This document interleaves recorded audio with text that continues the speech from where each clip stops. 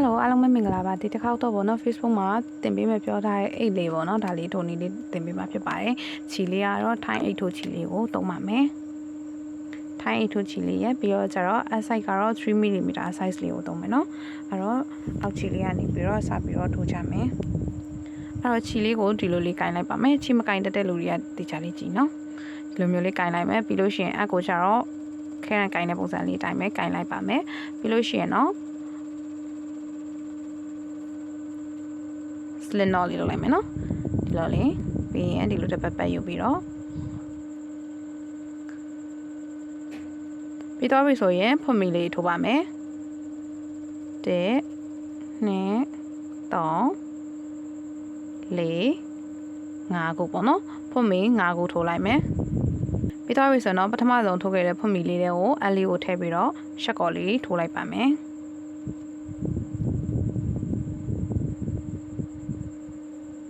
ဒီလိုလေးပါပြီးတော့ပြီဆိုလို့ရှိရင်တော့ပထမဆုံးတန်းလေးကိုစပြီးတော့တက်ပါမယ်တက်ဖို့အတွက်ကိုဖွင့်မီ3ချက်ထိုးလိုက်မယ်ပြီးတော့ပြီဆိုလို့ရှိရင်တော့ချီမြင်လေးကိုဒီလိုလေးပတ်ဆွဲပြီးတော့တိုင်ရှည်လေးထိုးမှာပေါ့နော်တိုင်ရှည်လေးထိုးတဲ့အချိန်မှာဒီဖွင့်မီ5ခုနဲ့ထိုးထားတဲ့ဒီအလဲကောင်အပေါက်လေးတွေကိုလှမ်းပြီးတော့ထိုးပေးရမှာပါလို့အပေါ်မှာ3ပင်ဖြစ်သွားပြီဆိုရင်2မြင်တစ်ခါပတ်ဆွဲပြီးရင်2ပင်တစ်ခါပတ်ဆွဲဒီလိုလေးထိုးလိုက်မယ်နော်ပြီးရင်ဖွင့်မီလေးတစ်ချက်ထိုးမယ်ပြီးတော့ရင်တော့ဒီထဲကိုတိုင်ရှည်လေး3တိုင်ထိုးပါမယ်တစ်ခုနှစ်ခု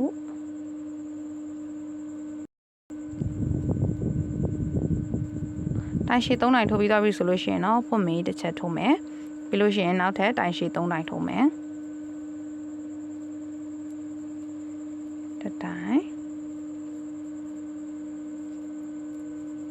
နှစ်တိုင်3တိုင်ပြီးတော့ရဆိုရင်ဖွင့်မီတစ်ချက်ပြီးရင်နောက်ထပ်တိုင်ရှည်3တိုင်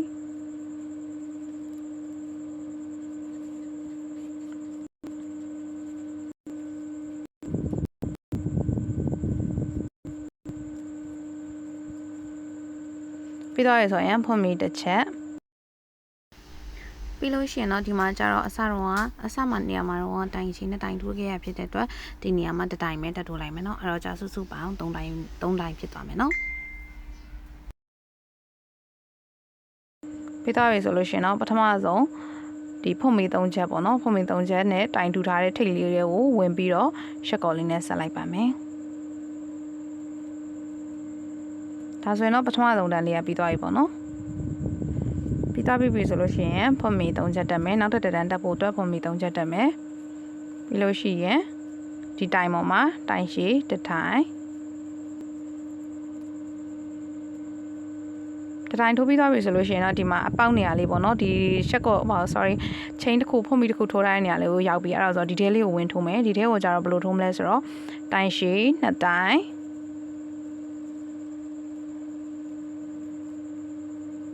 ပြီးရင်ဖွင့်မီတစ်ခုပြီးရင်နောက်ထပ်တိုင်ရှည်2တိုင်ဒီပုံစံလေးထိုးပါမယ်ပြီးတော့ပြီဆိုလို့ရှိရင်တော့ဒီတိုင်3တိုင်ပေါ့နော်ဒီတိုင်လေးပေါ်မှာတိုင်လေးလိုက်ထိုးမယ်တစ်ပေါက်တစ်တိုင်လုံးထိုးမယ်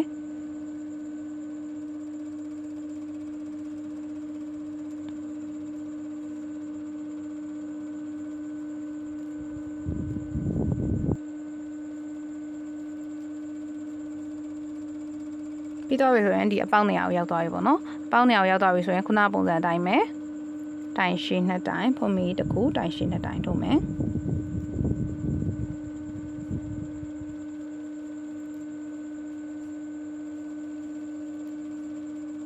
ပြီးတော့ဆိုရင်တော့တစ်ပေါက်ကိုတစ်တိုင်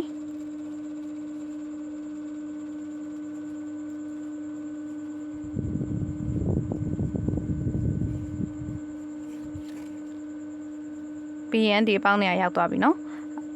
ဆိုတော့တိုင်ရှည်2တိုင်ဖွင့်မီတစ်ချက်တိုင်ရှည်2တိုင်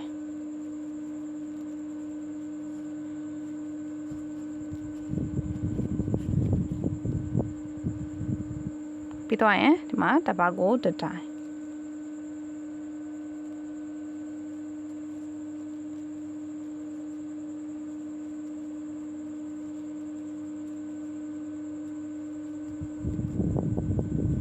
ပြီးရင်ဒီနေရာရောက်လာပြန်ပြီဆိုတော့အဲ့တော့အပေါက်နေရာလေးတွေရောက်ပြီဆိုလို့ရှိရင်တိုင်ရှင်းတဲ့တိုင်ဖွင့်ပြီးတစ်ချက်တိုင်ရှင်းတဲ့တိုင်ရဲ့ပုံစံလေးထိုးမယ်ကျန်တဲ့နေရာကြီးကြားလို့ရှိရင်တော့တပေါက်ကိုတိုင်ရှည်တစ်တိုင်လုံးထိုးမယ်ပေါ့နော်အဲ့ပုံစံလေးတိုင်းဆက်သွားလိုက်မယ်ပြီးသွားပြီဆိုလို့ရှိရင်ဒီတိုင်လေးပေါ့နော်ဒီတိုင်လေးပေါ်မှာတစ်ချက်ထိုးမယ်ပြီးလို့ရှိရင်တော့ဒီတိုင်ရဲ့ထိပ်မှာပေါ့နော်ဒီဖွင့်ပြီး3ခုနဲ့တစ်ထိုင်တိုင်ထိပ်မှာ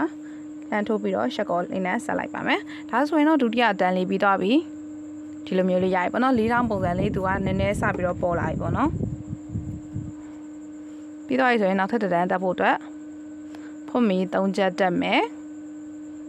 ဖွင့်ပြီး3ချက်ကဒီပေါ်မှာပေါ့နော်ပြီးလို့ရှိရင်တစ်ပေါက်ကိုတစ်တိုင်နှုံးလာမယ်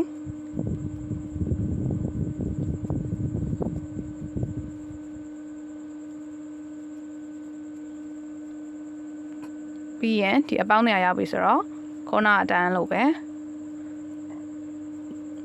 တိုင်ရှည်2တိုင်ဖွင့်ပြီးတစ်ချက်တိုင်ရှည်2တိုင်ဒီပုံစံလေးထိုးပါမယ်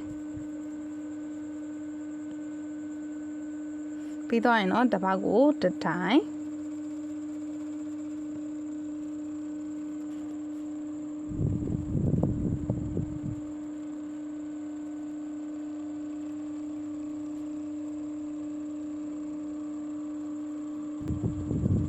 ပြီးတော့ဒီအပေါင်းနေရာရောက်ပြီဆိုတော့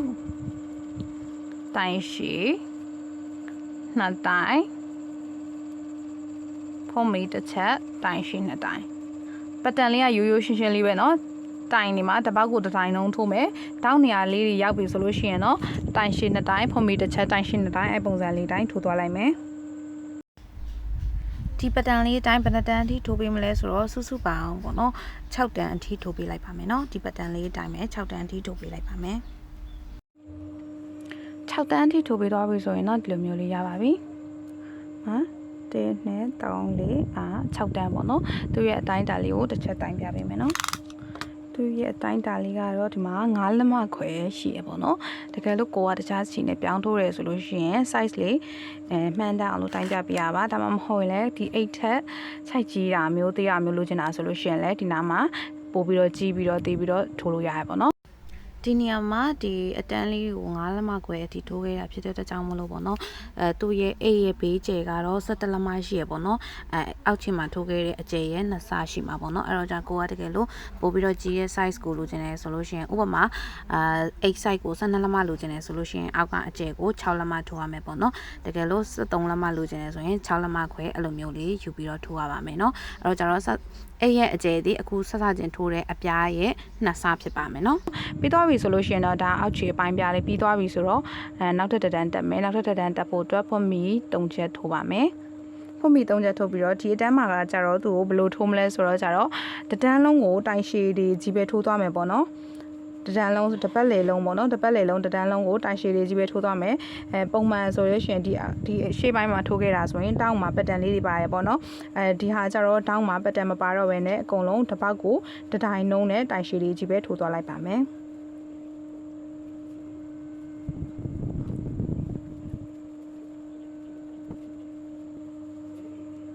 တောင်းနေရကြရင်လည်းတစ်တိုင်ပဲထိုးလိုက်မယ်နော်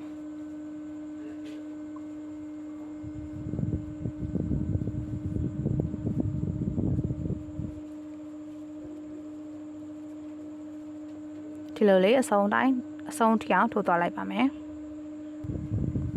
အဆုံးထိထိုးပြီးသွားပြီဆိုရင်တော့ဒီလိုလေးရပါပြီသူကပေါ့နော်ပတန်ကဒီလိုမျိုးအတဲ့ပဲသွားလိုက်တာဖြစ်တဲ့အတွက်ဒီတောင်းလေးမှာဒီလို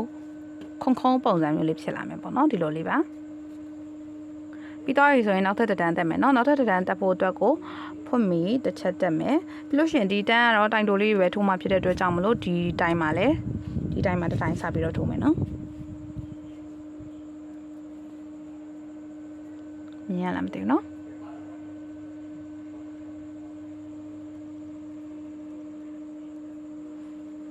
ပြီးတော့ဆိုရင်ဒီမှာတစ်တိုင်တစ်ပေါက်ကိုတစ်တိုင်နှုံးတိုင်တိုလေးတွေကြီးပဲထိုးသွားလိုက်ပါမယ်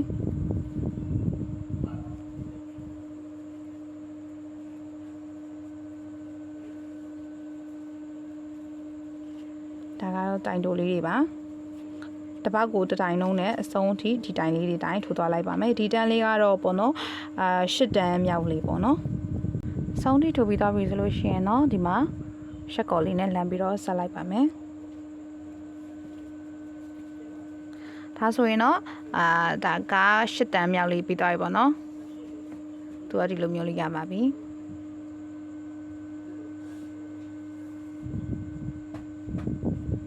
ပြီးတော့ဆိုရင်တော့နောက်ထပ်တစ်တန်းတက်မယ်ပေါ့နော်နောက်ထပ်တစ်တန်းကိုကြတော့ဘယ်လိုထိုးမလဲဆိုတော့သူ့ကိုဖွတ်မီ3ချက်တက်လိုက်မယ်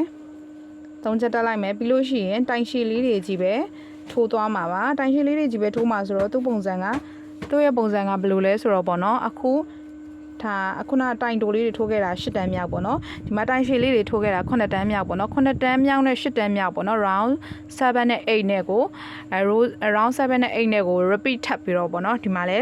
တိုင်ရှည်လေးတွေကြီးပဲထိုးမယ်ဒီအတန်းမှာလည်းတိုင်ရှည်လေးတွေကြီးပဲထိုးမယ်ပြီးလို့ရှိရင်နောက်ထပ်တစ်တန်းမှာကျတော့ round 8လိုမျိုးတိုင်တိုလေးတွေကြီးပဲထိုးမယ်ပေါ့နော်အခုအတန်းမှာကကျတော့တိုင်ရှည်လေးတွေကြီးပဲထိုးသွားမယ်နောက်ထပ်တစ်တန်းမှာတိုင်တိုလေးတွေကြီးပဲထိုးသွားမယ်ပြီးလို့ရှိရင်နောက်ထပ်တစ်ခေါက်လည်းဒီတိုင်းလေးပဲ repeat ထပ်ပြီးတော့တိုင်ရှည်လေးတွေကြီးပဲထိုးမယ်တိုင်တိုလေးတွေကြီးပဲထိုးမယ်အဲ့လိုမျိုး3ကြော့ပေါ့နော်အခုတစ်ကြော့ပြီးသွားပြီဆိုတော့နောက်ထပ်2ကြော့ပေါ့နော်အဲ့တော့ကျတော့ဒီမှာတိုင်ရှည်တဒန်းတိုင်တိုတဒန်းပြီးသွားပြီဆိုရင်တိုင်ရှည်တဒန်းတိုင်တိုတဒန်းပြီးသွားပြီဆိုရင်တိုင်ရှည်တဒန်းတိုင်တိုတဒန်းအဲ့ပုံစံလေးတိုင်းထိုးသွားလိုက်ပါမယ်အဲ့တော့ကျစုစုပေါင်းဘယ်နှတန်းတိရှိမလဲဆိုတော့အခုထိုးခဲ့တာက6 8ပြီးလို့ရှိရင်9 10 11 12အထိရောက်သွားမယ်ပေါ့နော်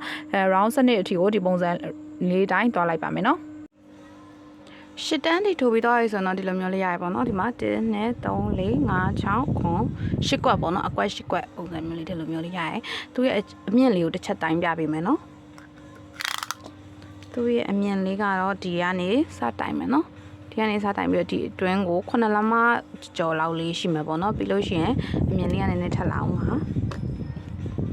အဲ့လောက်လေးရှိပြီပေါ့နော်တကယ်လို့ကိုကဒီ size ကိုမကြိုက်လို့ adjust လုပ်မယ်ဆိုရင်လည်းလုပ်လို့ရတယ်ပြီးတော့ဆိုရင်တော့နောက်ထပ်တစ်တန်းထပ်ထိုးမယ်နောက်ထပ်တစ်တန်းကကြတော့ဘယ်လိုလဲဆိုတော့နောက်ထပ်2တန်းထိုးမှာပေါ့နော်အမှန်တော့ဒီ pattern လေးတိုင်းပဲဒါကတိုင်တိုလေးတွေကြီးပဲထိုးသွားမှာပါတိုင်တိုလေးတွေကိုနောက်ထပ်2တန်းထပ်ပြီးတော့ထိုးပါမယ်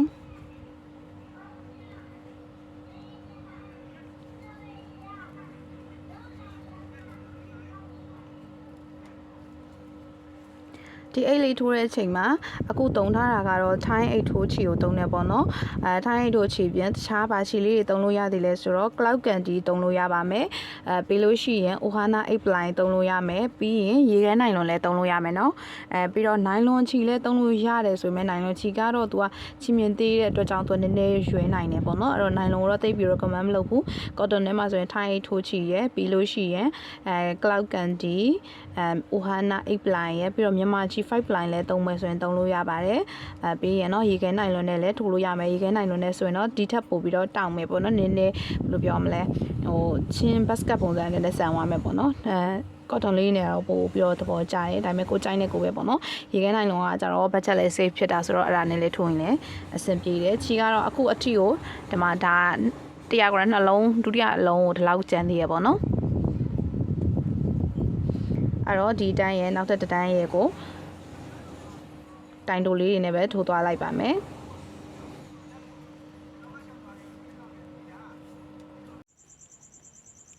ဒီပုံစံတိုင်း3ကြောအထိထိုးပြီးသွားပြီဆိုတော့ဒီလိုမျိုးလေးရပါပြီနော်ပြီးသွားပြီဆိုလို့ရှင်တော့ဒီမှာအိတ်ရဲ့အဓိကပတန်လေးစပြီးတော့ဝင်တော့မှာပေါ့နော်အဲ့ဒါလေးကကြတော့ဘယ်လိုထိုးမလဲဆိုတော့ကြတော့သူကလည်းတိုင်ရှည်လေးတွေနဲ့ပဲထိုးမှာဖြစ်တဲ့အတွက်ကြောင့်မလို့ဖွင့်မီ3ချက်တက်လိုက်ပါမယ်ဖွင့်မီ3ချက်တက်ပြီးတော့ပြီဆိုလို့ရှိရင်တော့သူ့ပေးနာလေးမှာနောက်ထပ်တစ်တိုင်းထပ်ထိုးမယ်ဒါဆိုတော့2တိုင်းဖြစ်သွားပြီပေါ့နော်2တိုင်းဖြစ်သွားပြီဆိုရင်တော့ဖွင့်မီ2ချက်ထိုးပါမယ်ဖွင့်မီ2ချက်ထိုးပြီးပြီဆိုလို့ရှိရင်ဒီအောက်မှာလည်းသူ့ကို2ခုကြော်လိုက်မယ်ပေါ့နော်တိုင်ကို2ပေါက်ကြော်ပြီးတော့ထိုးပါမယ်အဲ့တော့တစ်ခုနှစ်ခုကြော်ပြီးတော့3ခုမြောက်မှာတိုင်ရှည်လေးထိုးမယ်ပေါ့နော်တိုင်ရှည်ကိုတစ်တိုင်နှစ်တိုင်တစ်ပေါက်တစ်တိုင်နှုံပေါ့နော်3တိုင်4တိုင်4တိုင်ထိုးပြီးသွားပြီဆိုရင်တော့ဖွင့်မီ2ချက် ပတ်တန်လေးကကိုစပြီးတော့ဝင်ပြီနော်ပြီးရင်2ခုကြော်မှာ3တိုင်းမြောက်မှာစပြီးတော့ထိုးမယ်တစ်တိုင်း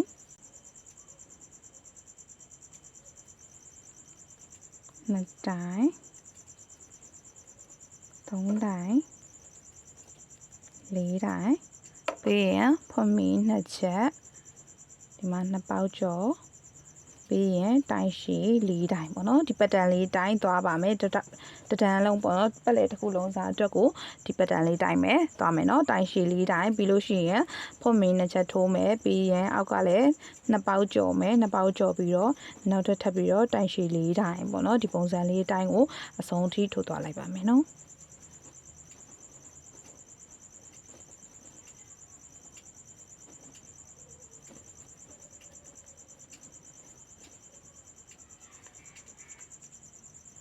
အဆုံးသားရောက်ပြီဆိုရင်တော့ဒီလိုလေးပေါ့နော်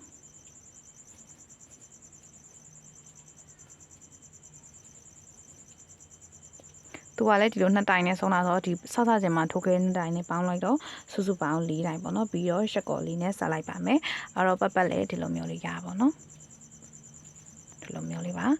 ပြီးတော့ပြီဆိုရင်တော့နောက်ထပ်တစ်တန်းတက်မယ်နောက်ထပ်တစ်တန်းတက်ဖို့အတွက်ကိုကြာတော့နောက်ထပ်တစ်တန်းကကြာတော့တိုင်တိုလေးနဲ့ထိုးမှာပေါ့နော်တိုင်တိုနဲ့ထိုးမှာဖြစ်တော့ကြောင့်ဖွင့်မီတစ်ချက်တက်လိုက်မယ်ပြီးလို့ရှိရင်ဒီတိုင်ဒီထဲမှာတစ်တိုင်းထိုးတစ်တိုင်းထိုးရမယ်နော်တစ်တိုင်းပြီးရင်ဒီတိုင်းထိမှာတစ်တိုင်းဆိုတော့စုပေါင်း2တိုင်းပြီးရင်ဒီချိန်2ခုထိုးထားတဲ့ထဲမှာလည်း2တိုင်းထိုးမယ်ဆိုတော့တစ်ပေါက်ကိုတစ်တိုင်းနှုံးမှာပဲသူကလည်းအဲ့တော့ဒီမှာလည်းတစ်ပေါက်ကိုတစ်တိုင်းနှုံးတစ်တိုင်း2တိုင်း3တိုင်း4တိုင်းအဲ့တော့ဒီကြားထဲရောက်သွားရင်เนาะဒီမှာလည်းဖွင့်ပြီး2ခုထိုးထားဖြစ်တဲ့အတွက်ကြောင့်မလို့သူမှာလည်း2တိုင်းအဲ့တော့ကျတော့တစ်ပေါက်ကိုတစ်တိုင်းနှုံးပဲပေါ့နော်တိုင်တိုလေးတွေတစ်ပေါက်ကိုတစ်တိုင်းနှုံးနဲ့အဆုံးအထိထိုးပေးသွားလိုက်ပါမယ်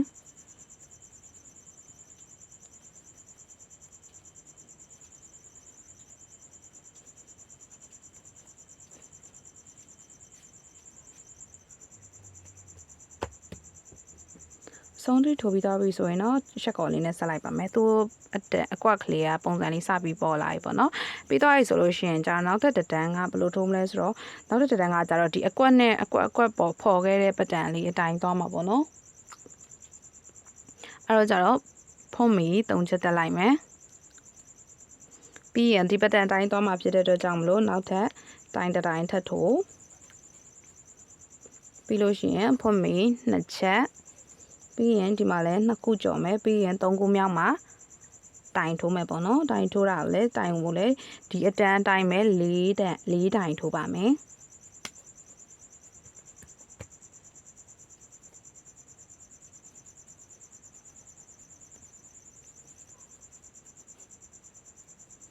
ပြီးရင်ဖွင့်ပြီး2ချက်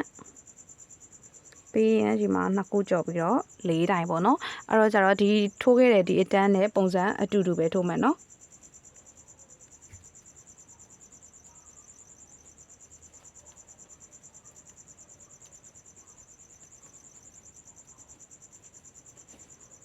အဲ့တော့ဒီလိုမျိုးလေးရပါမယ်အဲ့တော့ကြတော့နောက်ထပ်အတန်းတွေကိုလည်းဘယ်လိုထိုးမလဲဆိုတော့ဒီအကွက်ပါတဲ့အတန်းပေါ့နော်ဒီအကွက်ပါတဲ့အတန်းတစ်ခါထိုးမယ်ပြီးရင်တိုင်တိုတစ်တန်းထိုးမယ်အကွက်တစ်တန်းထိုးတိုင်တိုတစ်တန်းထိုးအကွက်တစ်တန်းထိုးတိုင်တိုတစ်တန်းထိုးအဲ့ဒါကိုဘယ်နှခါလုံးမလဲဆိုတော့စုစုပေါင်းပေါ့နော်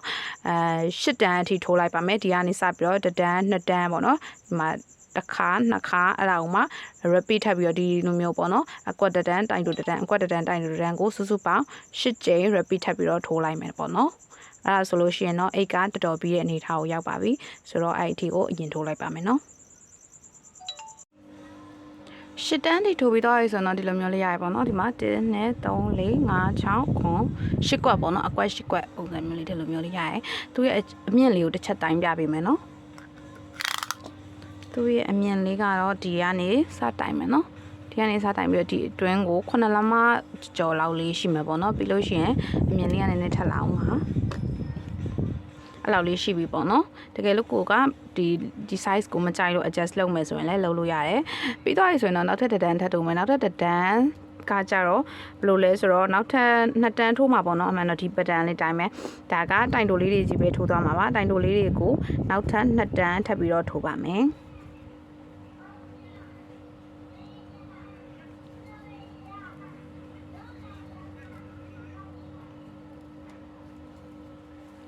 ဒီအိတ်လေးထိုးတဲ့အချိန်မှာအခုတုံထားတာကတော့ထိုင်းအိတ်ထိုးချီကိုတုံးနေပေါ့နော်ထိုင်းအိတ်ထိုးချီပြန်တခြားပါချီလေးတွေတုံးလို့ရသေးလဲဆိုတော့ cloud candy တုံးလို့ရပါမယ်ပြီးလို့ရှိရင် ohana အိတ်ပလိုင်းတုံးလို့ရမယ်ပြီးရင်ရေခဲနိုင်လွန်လည်းတုံးလို့ရမယ်နော်ပြီးတော့နိုင်လွန်ချီလည်းတုံးလို့ရတယ်ဆိုပေမဲ့နိုင်လွန်ချီကတော့သူကချီမြင့်သေးတဲ့အတွက်ကြောင့်သူနည်းနည်းရွေးနိုင်တယ်ပေါ့နော်အဲ့တော့နိုင်လွန်တော့တိတ်ပြီး recommend မလုပ်ဘူး cotton ထဲမှာဆိုရင်ထိုင်းအိတ်ထိုးချီရယ်ပြီးလို့ရှိရင်cloud candy ohana အိတ်ပလိုင်းရယ်ပြီးတော့မြန်မာချီ5ပလိုင်းလည်းတုံးမယ်ဆိုရင်တုံးလို့ရပါတယ်ပြီးရင်တော့ရေခဲနိုင်လွန်နဲ့လည်းထိုးလို့ရမယ်ရေခဲနိုင်လွန်နဲ့ဆိုရင်တော့ဒီထက်ပိုပြီးတော့တောင်းမယ်ပေါ့နော်နည်းနည်းဘယ်လိုပြောမလဲဟိုချင်း basket ပုံစံနဲ့လည်းဆန်သွားမယ်ပေါ့နော်cotton လေးနဲ့တော့ပို့ပြီးတော့သဘောကျတယ်ဒါပေမဲ့ကိုကြိုက်နေကိုပဲပေါ့နော်ရေခဲနိုင်လွန်ကကြတော့ budget လည်း save ဖြစ်တာဆိုတော့အဲ့ဒါနဲ့လည်းထိုးရင်လည်းအဆင်ပြေတယ်ချီကတော့အခုအထီကိုဒီမှာဒါ100 gram နှလုံးဒုတိယအလုံးကိုဒီလောက်ကျန်သေးရပေါ့နော်အဲ့တော့ဒီတန်းရဲ့နောက်ထပ်တန်းရဲ့ကိုတိုင်တိုလေးတွေနဲ့ပဲထိုးသွားလိုက်ပါမယ်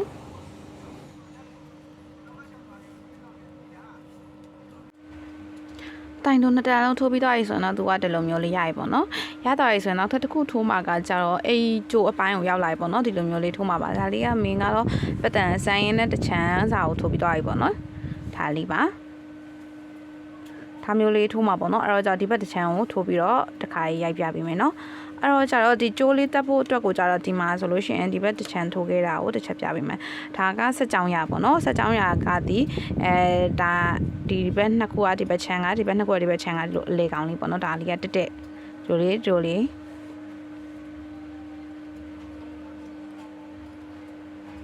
ီလိုမျိုးလေးပေါ့နော်အဲ့တော့ကြတော့ဒီစက်ကြောင်းကလေးကနေဒီဘက်ကို14ခုဒီဘက်ကို14ခုပေါ့နော်စုစုပေါင်း28ခုယူမယ်နော်28ခုနောက်တစ်နေ့ဘယ်လိုကြည့်လို့ရသေးလဲဆိုရင်စက်ကြောင်းနေရာမှာဒီလိုမျိုး၄ခုအစုလေးရှိရနော်ပြီးရင်သူ့ပေနာတစ်ခုစီပြီးရင်သူ့ပေနာတစ်ခုစီအဲ့လိုကြည့်လိုက်ပြီးလို့ရှိရင်ဒီကောင်ရဲ့ထိတ်ကတိုင်ဒီကောင်ရဲ့ထိတ်ကတိုင်အဲ့လိုမျိုးလေးယူလိုက်ရင်လည်းကွက်တိပဲနော်အဲ့တော့ကြတော့စုစုပေါင်းဒီလိုအပြားကိုရေးလိုက်မယ်1 2 3 4 5ခုပေါ့နော်ဒီအလဲကောင်တစ်ခုဘေးတစ်ခုစီဒီဘေးဆုံးတိုင်ရဲ့ထိတ်ဆုံးက stage မှာယူလိုက်မယ်အဲ့လိုရေးမယ်နော်နောက်တစ်ဖက်ကျတော့ဘယ်လိုတိုင်းမလဲဆိုတော့နောက်တစ်ဖက်ကျဒါလေးကိုဒီလိုခောက်ချလိုက်မယ်ခောက်ချပြီးရင်ဒီဘက်ကိုမအလဲကောင်ကလေးကိုရှာလိုက်မယ်နော်ဒါလေးကအောက်ခြေပေါ့နော်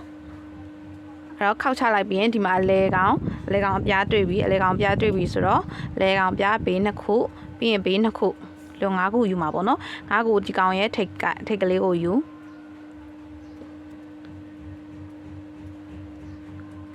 ဒီကောင်ရဲ့ထိတ်ပြီးလို့ရှိရင်ဒီကောင်ရဲ့ထိတ်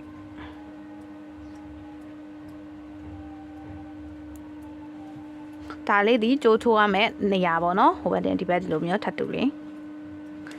အဲ့လိုလေးပါအဲ့တော့ကျတော့ကျိုးကစပြီးတော့ထိုးမယ်ချီကအခုဆိုရင်တော့ဒီကျိုးတစ်ဖက်ထိုးပြီးတဲ့အနေထားမှာချီက200 gram ကုန်သွားပြီပေါ့နော်ကုန်သွားပြီဆိုတော့နောက်ထပ်တစ်လုံးဆက်ပြီးတော့ဖောက်မယ်အဲ့တော့ချီလေးကိုချီလေးစကောက်လိုက်မယ်ဒီမှာကတိုင်တိုလေးတွေကြီးပဲထိုးမှာပေါ့နော်တိုင်လေးကရိုးရိုးရှင်းရှင်းပဲဒါပေမဲ့သူကဒီလိုမျိုးလေးအချွန်လေးဖြစ်သွားအောင်ပတန်လေးစားသွားတာလေးရှိမယ်အဲ့ဒါလေးကိုတစ်ချက်တိကျကြည့်ပြီးတော့ထိုးပေးမယ်နော်အဲ့တော့ချီလေးကိုယူလိုက်မယ်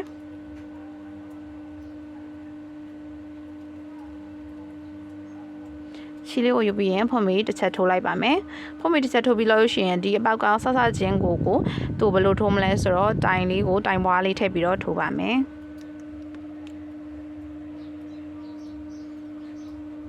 တိုင်ပွားရယ် sorry တိုင်လေးကိုခြုံပြီးတော့ထိုးမှာပေါ့နော်အဲ့တော့ကျတော့ဒီအပေါက်ထဲမှာပဲအကိုတစ်ချက်ထိုးချီကိုတပင်ဆွဲယူပြီးရင်နောက်ထပ်တစ်ပေါက်မှာတပင်ဆွဲယူဒီလိုလေးရပြီဆိုလို့ရှိရင်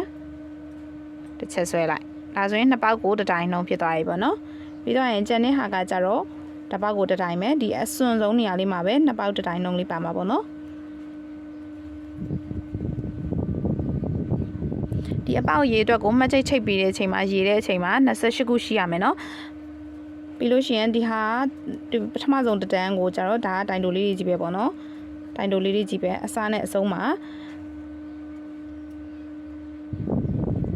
စားနေဆုံးမှာတိုင်လေးချုပ်မယ်အဲ့တော့ကြတော့စုစုပေါင်း28ခုကနေ2ခုရောတော့ကြတော့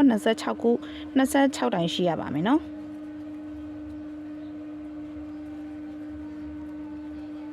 ဒီထိရအောင်ထိုးလိုက်မယ်နော် အဆုံးနေရရောက်ပြီဆိုတော့သူ့ကိုလည်းတိုင်လေးကိုခြုံပေးလိုက်မယ်ဒါလေးကိုရိုးဝမ်းအနေနဲ့ရေးမယ်နော်ကျိုးကိုရိုးတက်တက်မှတ်လိုက်မယ်အောက်ကဟာနဲ့ဆိုအရင်ရှုပ်သွားမှာဆိုလို့အဲ့တော့ကျတော့ပထမဆုံးတန်းလေးကဒီလိုမျိုးလေးပေါ့နော်ပြီးတော့ဆိုရင်နောက်ထပ်တန်းတက်ဖို့အတွက်ဖွင့်ပြီးတစ်ချက်ထိုးမယ်ပြီးရင်ဟိုဟာလေးကိုဟိုဘက်ကိုလှန်လိုက်ပါမယ်လှန်ပြီးရင်ဒီတန်းမှာလည်းပဲသူ့ကိုပထမဆုံးဆက်ဆက်ချင်းကိုတိုင်ချုံတာလေးနဲ့စပါမယ်တော့နှစ်ပတ်ကိုတတိုင်လုံးထိုးမယ်တိုင်တိုလေးကိုပေါ့နော်ပြီးရင်ကျန်တာတွေအကုန်လုံးကတိုင်တိုလေးကြီးပဲပြီးလို့ရှိရင်အဆုံးနေရာရောက်လို့ရှိရင်တစ်ခါနှစ်ပတ်ကိုတတိုင်လုံးလေးခြုံပေးလိုက်ပါမယ် decrease လုပ်ပေးမယ်ပေါ့နော်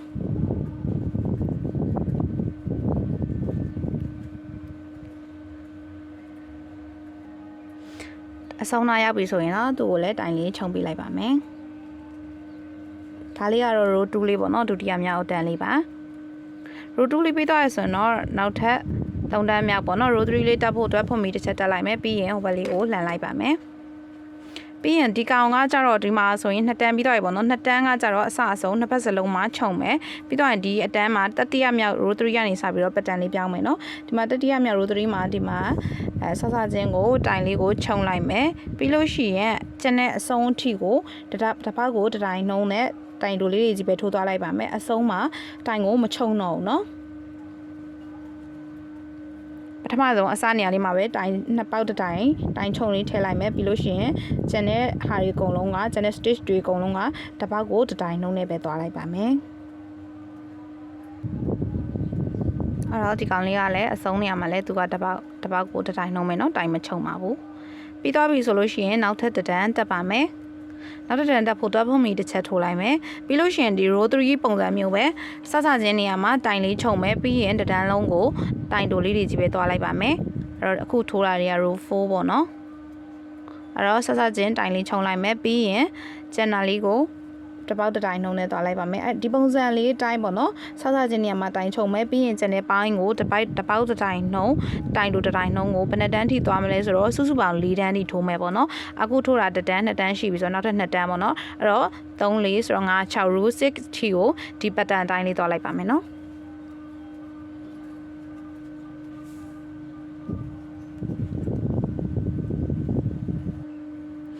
roses တီထိုးပြီးတော့ဆိုတော့ဒီလိုမျိုးလေးရပါပြီသူကဒီလိုမျိုးလေးနည်းနည်းဆောင်းလေးလာမယ်နော်ဒီလိုလေးပါပြီးတော့ဆိုတော့နောက်ထပ်တစ်တန်းတက်မယ်နောက်ထပ်တစ်တန်းမှာကကြတော့ pattern လေးတစ်မျိုးပြောင်းပြီနော်အဲ့တော့နောက်ထပ်တစ်တန်းမှာဘယ်လိုလေးထိုးမလဲဆိုတော့ကြတော့ဖွင့်မိတစ်ချက်တက်မယ်ပြီးလို့ရှိရင်ဒီတစ်တန်းအတွက်ကတော့လုံးဝကိုရိုးရိုးရှင်းရှင်းပဲတိုင်တိုလေးတွေကြီးပဲပါမပွားတာစားတာမပါဘဲနဲ့တိုင်တိုလေးတွေကြီးပဲထိုးသွားလိုက်ပါမယ်နော်အဲ့တော့ဒါက row 7ပေါ့နော် row 7လေးကိုတိုင်တိုလေးတွေကြီးပဲထိုးသွားလိုက်ပါမယ်အဆုံးထိထိုးပြီးသွားပြီဆိုရင်တော့နောက်ထပ်တစ်တန်းတက်မယ်ပေါ့နော်နောက်ထပ်တစ်တန်းကဘယ်လိုလေးထိုးမလဲဆိုတော့ကြတော့သူကဒီမှာဆဆချင်းကိုတော့သူ့ကိုတိုင်တိုလေးတွေကြီးပဲထိုးသွားလိုက်မယ်ပြီးတော့ကြမှာနောက်ဆုံးနေရာကြမှာသူ့ကိုတိုင်အချုံလေးထဲမှာပေါ့နော်ဒါလေးကတော့ row 8လေးပေါ့နော်အဲ့တော့ဆဆချင်းကနေ daily ထိုးသွားလိုက်မယ်ပြီးရင်အဆုံးနားကိုရောက်တဲ့အချိန်မှာတော့သူ့ကိုတိုင်လေးခြုံပေးလိုက်ပါမယ်ဒါလေးက row 8လေးပေါ့နော် row 8ပြီးရင် row 9လေးလာမယ် row 9လေးကလည်းပဲ row 7လို့ပဲတိုင်တိုလေးတွေကြီးပဲအတဲတိုင်ထိုးသွားလိုက်မယ်တိုင်ချုံတော့မပါဘူးเนาะဒါက row 9လေးပေါ့နော်အတဲလေးပဲထိုးလိုက်မယ်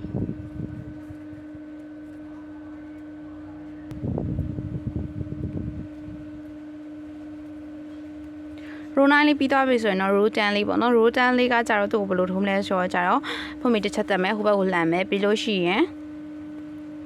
ပထမဆုံးဆဆချင်းမှာကလေးကသူ့ကိုတိုင်လေးခြုံလိုက်မယ်ပေါ့နော် decrease လေးထည့်လိုက်မယ်ပြီးရင်ကျန်တဲ့အပိုင်းကိုတော့အကုန်လုံးတိုင်တိုလေးကြီးပဲသွားပါမယ်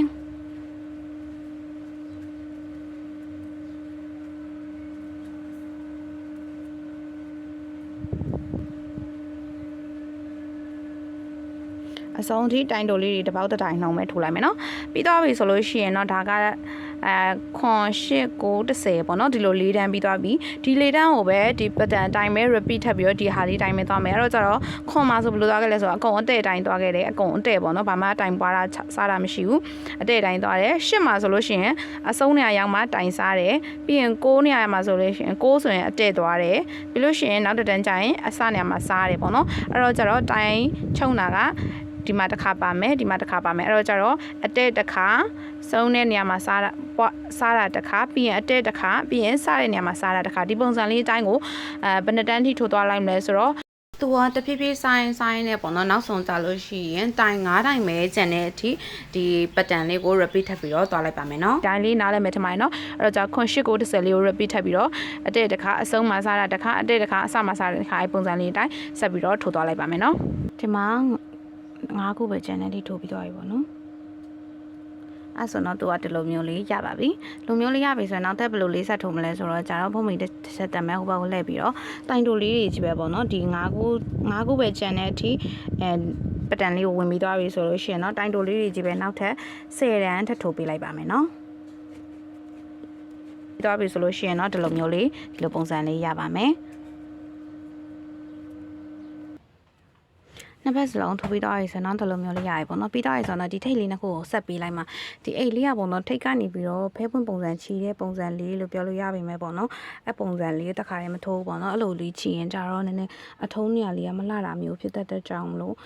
အဲ့လိုလေးမထိုးဘဲနဲ့ဒီလိုမျိုးလေးပေါ့နော်ထိုးကျိုးလေးကိုတက်ထိုးမယ်ပြီးတော့ကြာမှာအပေါ်ကပေါ့နော်ဖဲပွင့်လေးကိုတက်တင်ပြီးတော့တွဲချုပ်မှာပေါ့နော်အဲ့ပုံစံလေးသွားမှာပါအဲ့တော့ဒီနှစ်ခုကိုတွဲချုပ်မှာဖြစ်တဲ့အတွက်ဒီလိုလေး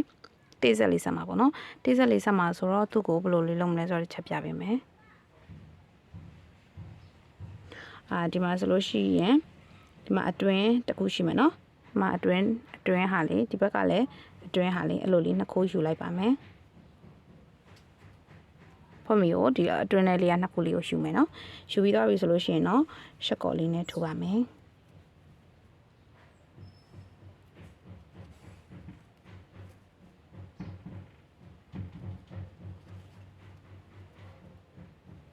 တွင်းသားလေးနှစ်သားကိုယူပြီးတော့ရှက်ကော်လေးနဲ့ထိုးပြလိုက်မယ်ပေါ့နော်9ခုပါ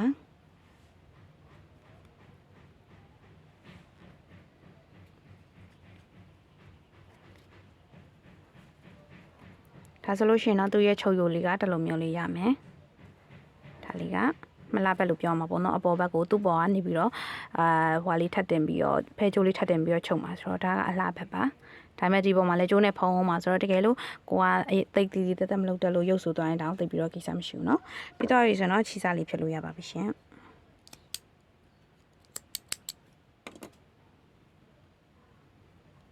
ကဲဒါဆိုရင်တော့အဲ့ရဲ့ကိုယ်တွေလေးကပြီးသွားပြီပေါ့နော်ပြီးသွားပြီဆိုတော့ဘာကြံတော့မလဲဆိုတော့အဲ့ရဲ့ဟွာလေးပေါ့နော်ဖဲပွင့်ပိုင်းလေးကြံမယ်ပြီးလို့ရှိရင်ပူချီရမယ်ကြိုးစားလေးကြံမယ်အဲ့လိုချုပ်တဲ့နေရာမှာအတွင်းပြင်လေးပြောင်းရမဖြစ်အောင်တော့တခြားလေးချုပ်ပေါ့နော်ဒီလိုလိမ့်တာပါအကျိုးကြီးလိမ့်တာပါညာမဖြစ်အောင်เนาะအဲ့တော့အဲ့လေးကတော့ပြီးသွားပါပြီနောက်ထပ်တစ်ခုကကြတော့သူ့ပေါ်တင်မဲ့ဖဲပွင့်လေးစပြီးတော့ထုတ်ပါမယ်เนาะဒီနေရာမှာတော့အိတ်ကျိုးရဲ့အရှည်လေးက50 cm ရှိရပေါ့နော်သူ့ကိုလက်မောင်းမှာချိန်ရင်ရောပြီးရင်အချိုင်းမှာလွှဲရင်ရောအဆင်ပြေအောင်အဲ့လောက် size ကိုထုတ်ပေးတာပါတကယ်လို့ကိုကပေါ့နော်အိတ်ကိုပို့ပြီးတော့ကြီးထိုးခြင်းနဲ့ကျိုးကိုလည်းရှည်ခြင်းနဲ့ဆိုလို့ရှိရင်တော့နောက်ဆုံးထုတ်ခဲ့တဲ့တိုင်တို10တန်းနေရာမှာအတန်းပို့ပြီးတော့ထိုးလို့ရတယ်ဒါမှမဟုတ်ရင်လက်မောင်းမှာချိတ်ဖို့တည်တတ်မယ်ထိုးမယ်ဆိုလို့ရှိရင်လည်းပဲအဲ့အတန်းလေးကို short ပြီးတော့ထိုးလိုက်ရပါပြီနော်ချီထားတဲ့ဖဲချိုလေးထိုးဖို့အတွက်ကကြာသူကဘယ်လိုလေးထိုးမှလဲဆိုအလေကောင်ကနေစထိုးမှာပေါ့နော်အလေကောင်ကနေဒီဘက်ကိုတရွက်ထိုးသွားမယ်ပြီးတော့မှဒီဘက်ကိုပြန်ဆက်ထိုးမယ်အဲ့လိုမျိုးပုံစံမျိုးထိုးမှာပေါ့နော်ထိုးမှာဖြစ်တဲ့အတွက်ကြောင့်မလို့ချီလေးကိုယူပြီးတော့ဖွင့်မီ9ခုနဲ့စလိုက်ပါမယ်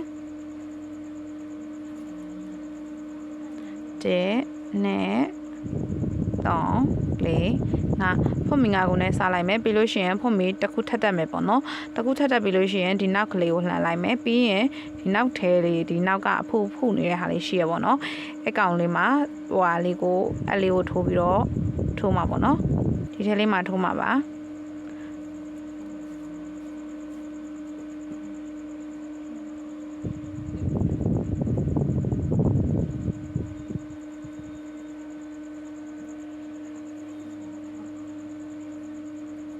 9ခုရှိမှာပေါ့နော်တိုင်တိုလေး9တိုင်ထိုးလိုက်ပါမယ်ဒါပေမဲ့ဒီဟာလေးကပေါ့နော်သူကတချမ်းကကြတော့ဒီဖွန်မီကနေစပြီးတော့ထိုးသွားsorry ဟုတ်တယ်ဖွန်မီကနေစပြီးတော့ထိုးသွားမှာပေါ့နော်ဒါပေမဲ့နောက်တစ်ချမ်းကကြတော့ဒီဘက်ကနေစလာထိုးမှာဖြစ်တဲ့ကြောင့်မင်းကကြဒီမှာပက်တန်ဆိုင်းရင်းနဲ့သူ့တစ်ခုထိုးပြီးသွားပြီပေါ့နော်တစ်ခုထိုးပြီးသွားပြီဆိုတော့ ဒီလိုလေးပါဒီမှာဆိုရင်ဖွင့်ပြီး9ခုကနေစပြီးတော့ခုနအတိုင်းထိုးခဲ့တာပေါ့နော်ပြီးတော့ကျမပတ်တန်လေးစပြီးတော့ဝင်တာပါဝင်ပြီးတော့ဆိုရင်ဒါတစ်ချမ်းပြီးတော့ပေါ့နော်တစ်ချမ်းပြီးတော့ဆိုရင်မင်းအခုထိုးပြမဲ့ပတ်တန်အတိုင်းကိုဒီလိုလေးစပြီးတော့ထိုးရမှာပေါ့နော်တစ်ချမ်းပြီးတော့ဆိုတော့အမေကတော့အခုကဒုတိယချမ်းကပတ်တန်လေးဒုတိယချမ်းလေးထိုးရင်လည်းပတ်တန်လေးကိုပြောပြပြီးသွားမယ်နော်အဲ့တော့ကျတော့ဒီမှာခြေလေးကိုကောက်လိုက်ပါမယ်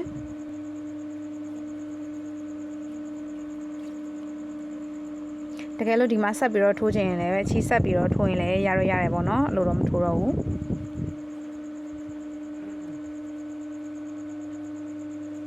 ပြီးရင်ဖုံးမီတစ်ချက်တက်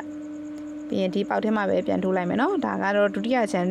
လေးကိုထိုးတဲ့ပုံစံမျိုးလေးပေါ့နော်ဒါပေမဲ့ပထမအချမ်းကလည်းသူနဲ့ပုံစံအတူတူပဲဖုံးမီ9ခုထိုးပြီးတော့တိုင်တူ9တိုင်းသွားတာပေါ့နော်အခုကလည်းဒီမှာဖုံးမီ9ခုကရှိပြီးသားပေါ့နော်သူကကြတော့တစ်ချမ်းထိုးပြီးသားဖြစ်တဲ့အတွက်ဖုံးမီ9ခုရှိပြီးသားဖြစ်တဲ့အတွက်ကြောင့်မလို့ဒါလေးကိုတိုင်တူ9တိုင်းသွားလိုက်ပါမယ်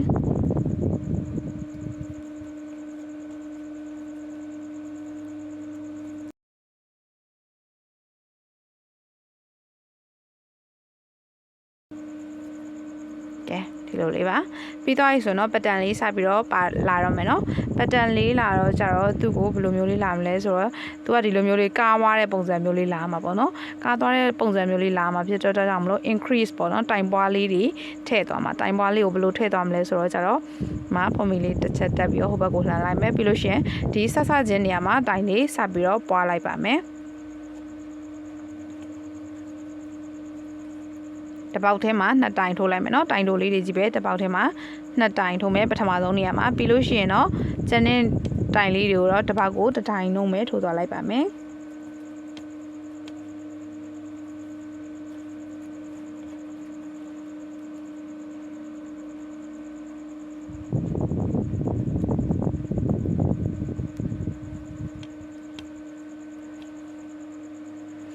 ပြီးသွားပြီဆိုရင်တော့နောက်ထပ်တစ်တန်းကိုကြတော့တိုင်တိုလေးတွေကြီးပဲထိုးသွားမယ်တိုင်ကိုမပွားဘူးပေါ့နော်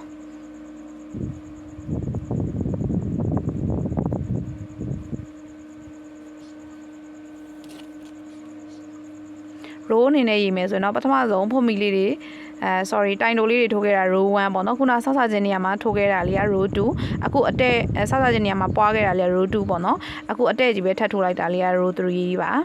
အဲ့တော့ဒီဟာလေးကတော့သူတတိုင်ပွားပြီးတော့ဖြစ်တဲ့အတွက်ကြောင့်လို့ဒီနားမှာဆိုရင်6တိုင်ရှိမယ်နော်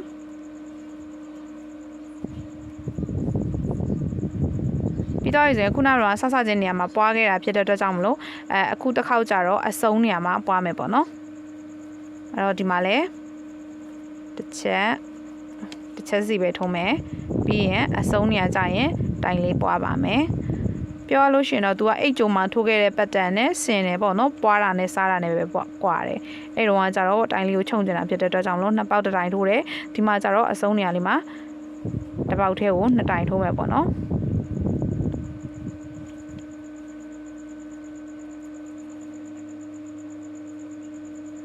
အဲ့တော့ဒီမှာ4တန်းပြီးသွားပါပြီဒီနားလေးနဲ့စာရေးကြည့်နော်1 2 3 4အဲ့တော့ကြတော့ပထမဆုံးအတဲ့ထိုးမယ်ပြီးတော့ကြတော့ဒုတိယတန်းကြတော့စားတဲ့နေရာမှာပွားလိုက်မယ်ပြီးရင်တတိယတန်းအတဲ့ထိုးမယ်ပြီးလို့ရှိရင်နောက်ထပ်တန်းကြတော့ဗာလဲနောက်ဆုံးနေရာမှာအဆုံးနေရာမှာတိုင်လေးပွားမယ်ပေါ့နော်အဲ့ဒီ4တန်းပေါ့နော် row 1 2 3 4ကို repeat ထပ်ပြီးတော့ဒီပုံစံလေးတိုင်းဆက်ထိုးသွားလိုက်မယ်အဲ့တော့ခုလာမယ့်တန်းဒီအတဲ့ကြီးပဲထိုးမှာပေါ့နော်ပွားတာမပါဘူးပြီးရင်နောက်ထပ်တန်းဒီအစနေရာမှာပွားမယ်နောက်ထပ်တန်းဒီအတဲ့ထိုးမယ်ပြီးရင်နောက်ထပ်တန်းဒီအဆုံးနေရာမှာပွားမယ်အဲ့ပုံစံလေးတိုင်းဒီ row 1 2 3 4လေးကို repeat ထပ်ပြီးတော့ဘယ်ထိထိုးမလဲဆိုတော့စုစုပေါင်းဟိုအထိထိုးလိုက်မယ်အတန်း20အထိထိုးလိုက်မယ်ပေါ့နော်ဒီစားတဲ့နေရာနေရေးမယ်เนาะစားတဲ့နေရာနေအတန်း20ဒီထိုးမယ်အခု4တန်းပြီးသွားပြီပေါ့နော်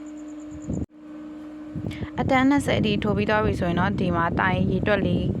က15တိုင်ရှိရပါမယ်เนาะသူက10ခုပွားခဲ့တာဆိုတော့စုစုပေါင်း15တိုင်ရှိမယ်2 4 6 8 10 12 14 15ခုပေါ့နော်15ခုပြီးလို့ရှိရင်နောက်ထပ်တန်းကဘယ်လိုတက်မလဲဆိုတော့20ပြီးတော့ကျတော့21နဲ့22ကိုကြတော့ပေါ့နော်တိုင်ကိုအပွားတာမပါဘူးစားတာလည်းမပါဘဲနဲ့တိုင်တဲ့ပေါ့နော်ယူ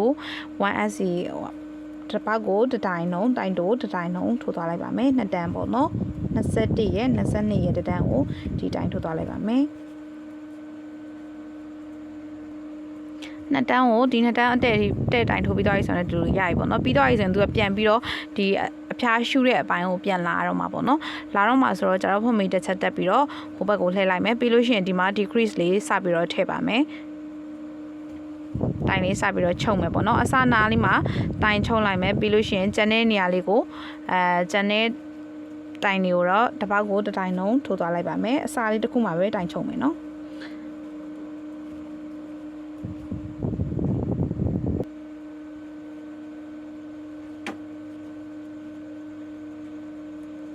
အဆုံးထိတစ်ပေါင်းတစ်တိုင်လုံးထိုးပြီးသွားပြီဆိုတော့ဟိုဘက်ကိုလှန်လိုက်မယ်ပေါ့နော်ဟိုဘက်ကိုနောက်တစ်တန်းတက်မယ်ဆိုတော့နောက်တစ်တန်းကကြတော့ဘယ်လိုထိုးမလဲဆိုတော့တစ်ပေါက်ကိုတစ်တိုင်လုံးနဲ့ပဲမချုပ်မယ်နဲ့ပေါ့နော်တစ်ပေါက်ကိုတစ်တိုင်လုံးနဲ့ပဲထိုးသွားလိုက်မယ်ဒီတန်းလေးကိုလည်းပဲ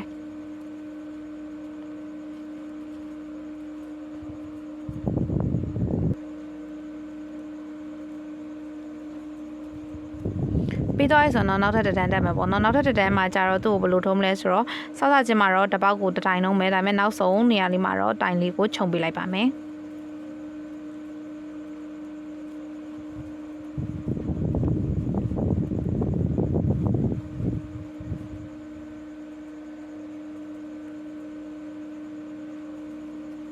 ဒီမှာတော့နှစ်ပေါက်ကိုတစ်တိုင်လုံးထုံမယ်နော်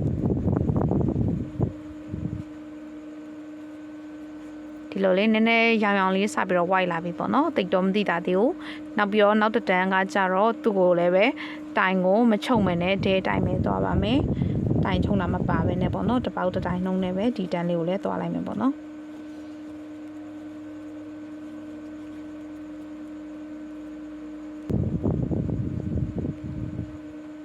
အဆုံးထိတစ်ပေါက်တစ်တိုင်လုံးနဲ့သွားပြီးသွားပြီဆိုတော့ဒီတန်းလေးရလည်းပြီးသွားပြီပေါ့နော်ပြီးရင်နောက်ထပ်တစ်တန်းတက်မယ်နောက်ထပ်တစ်တန်းမှာကကြတော့ပတန်စပြီးတော့ပြောင်းသွားပြီပတန်ကိုသူ့ကိုဘယ်လိုပြောင်းမလဲဆိုတော့ဒီစစချင်းနေရာလေးမှာသူ့ကိုတိုင်အချုံလေးထည့်မယ်ပေါ့နော် decrease လေးထည့်ပါမယ်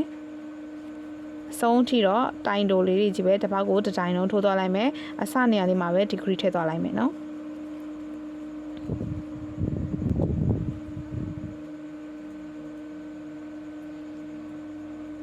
ဆုံးနေရာလေးထိတစ်ပတ်ကိုတစ်တိုင်မယ်နော်တစ်တိုင်ပြီးသွားပြီပြီးရင်နောက်ထပ်တစ်တန်းလည်းဒီပုံစံအတိုင်းပဲအစနေရာလေးမှာတိုင်လေးကိုခြုံလိုက်မယ်ပြီးရင်နောက်အဆုံးအထိကိုတစ်ပေါက်ကိုတစ်တိုင်နှုံးသွားမယ်ဒါလေးကိုစုစုပေါင်းဘယ်နှစ်တန်းသွားမလဲဆိုတော့အခုကပေါ့နော်စနေရာလေးမှာခြုံတာက2တန်းမြောက်ရှိသွားပြီပေါ့နော်နောက်ထပ်2တန်းစုစုပေါင်း4တန်းသွားလိုက်ပါမယ်4တန်းပေါ့နော်4တန်းကိုအစနေရာလေးမှာခြုံပြီးတော့ကျန်တဲ့နေရာလေးကိုအဆုံးအထိကိုဟိုပါပေါ့တစ်ပေါက်တစ်တိုင်နှုံးလေးထိုးလိုက်မယ်နော်လေးတန်းအထိထိုးပြီးသွားပြီဆိုတော့ဒီလိုလေးရပါပြီဒီအခြေကနေစပြီးတော့ရေးလို့ရှိရင်အတန်းကစုစုပေါင်းတန်း30ရှိသွားပြီပေါ့နော်ဒီမှာတော့ချိန်ကတိုင်ကတော့6တိုင်ကျန်မယ်1 4 6 8 9တိုင်ပြီးသွားပြီဆိုလို့ရှိရင်ပတန်လေးကိုနောက်ထပ်တစ်မျိုးထပ်ပြီးတော့ပြောင်းမယ်နော်သူ့ကိုကြတော့ဘယ်လိုလဲဆိုတော့စစချင်းနေရာမှာတိုင်လေးကိုခြုံလိုက်မယ်ပြီးလို့ရှိရင်တစ်ပေါက်တစ်တိုင်လုံးထိုးပြီးတော့အဆုံးနေရာကျရင်လည်းတိုင်လေးကိုတစ်ချက်ထပ်ပြီးတော့ခြုံပါမယ်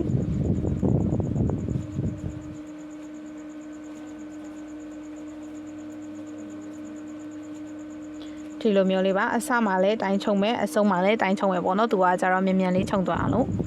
အဖျားလေးကိုချွန်ချွန်လေးရအောင်လို့ပေါ့နော်ပြီးရင်နောက်ထပ်တစ်တန်းလည်းအဲ့လိုပဲစစချင်းတိုင်ချုံလိုက်မယ်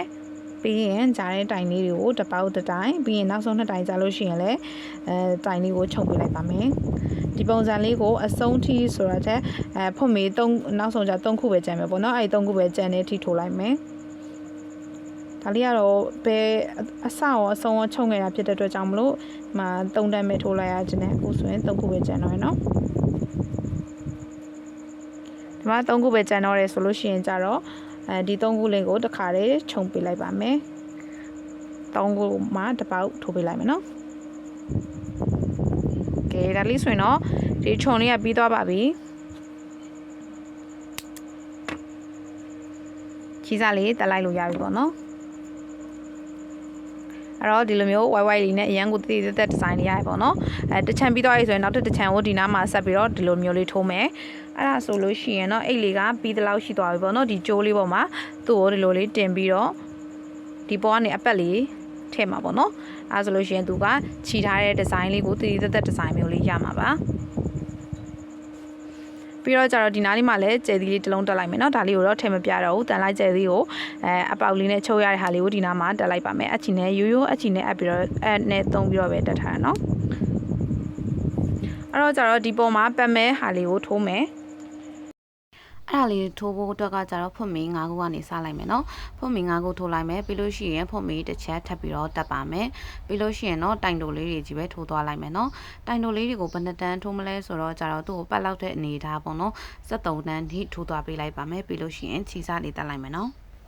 ခြေစားလေးကိုတော့ရှိရှိလေးခြံပြီးတော့မှဖြတ်မယ်နော်သူ့ကိုတိတ်ပြီးတော့ဆက်ရအောင်ပါဆိုတော့လေ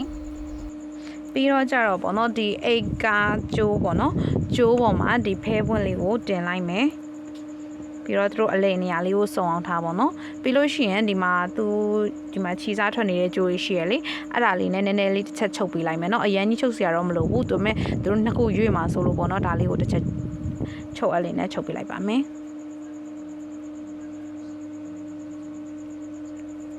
ချုပ်လိုက်မယ်เนาะ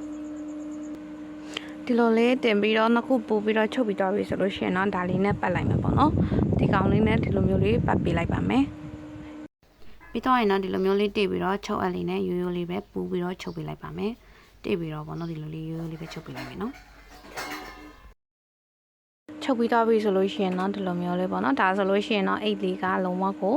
ပြီးတော့ပါပြီဒီကြိုးချီထားတဲ့ဒီဇိုင်းလေးပေါ့နော်ဒါပေမဲ့တကယ်ချီထားတာမဟုတ်တဲ့အတွက်အချောင်းမလို့ကြိုးတာလိမ့်နိုင်ပါရင်လည်းမဖြစ်တော့ဘူးပေါ့နော်ဒီလိုမျိုးကြိုးချီထားတဲ့ဒီဇိုင်းလေးနဲ့အိတ်လေးပေါ့နော်